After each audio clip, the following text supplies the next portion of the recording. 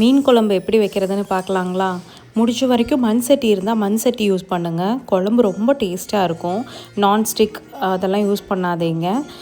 ஒரு மண் சட்டி எடுத்து ஹீட் ஆனதுக்கப்புறம் தேங்காய் எண்ணெய் ஊற்றிக்கோங்க தேவையான அளவு.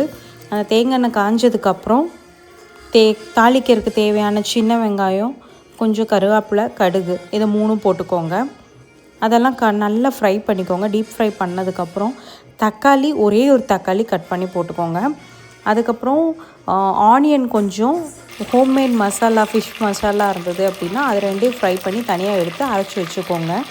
இதெல்லாம் தாளித்து பொரிஞ்சதுக்கப்புறம் அந்த மசாலாவையும் போட்டு கொஞ்சம் புளித்தண்ணி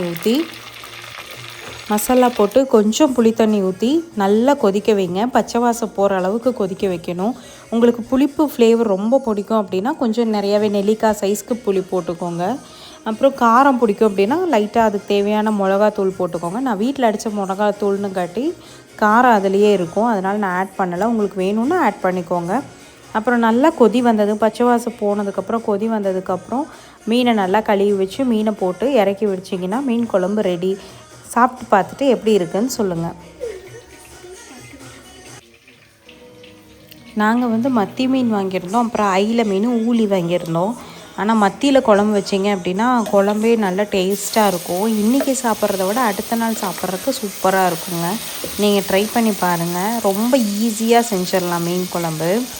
இது அந்த வெங்காயம் அப்புறம் பூண்டு இது போட்டு அரைச்சிருக்கு பேஸ்ட்டு, அதையும் ஊற்றி கொஞ்சம் நேரம் கொதிக்க வைங்க. நல்லாயிருக்கும் டேஸ்ட்டு. மிளகாத்தூள் போட்டுக்கோங்க.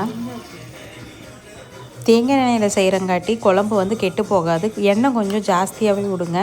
அப்போ தான் எண்ணெய் பிரிஞ்சு வரையில் அந்த குழம்புக்கும் அதுக்கும் நல்லாயிருக்கும் ஒயிட் ரைஸ்க்கு சாப்பிட்றதுக்கு. அவ்வளோதாங்க, சூப்பரான மீன் குழம்பு ரெடி. இந்த மாதிரி மோர் வீடியோஸ்க்கு மறக்காமல் நம்ம சேனலில் சப்ஸ்கிரைப் பண்ணிக்கோங்க. Okay, tata. நெக்ஸ்ட் வீடியோவில் பார்க்கலாம். பாய்.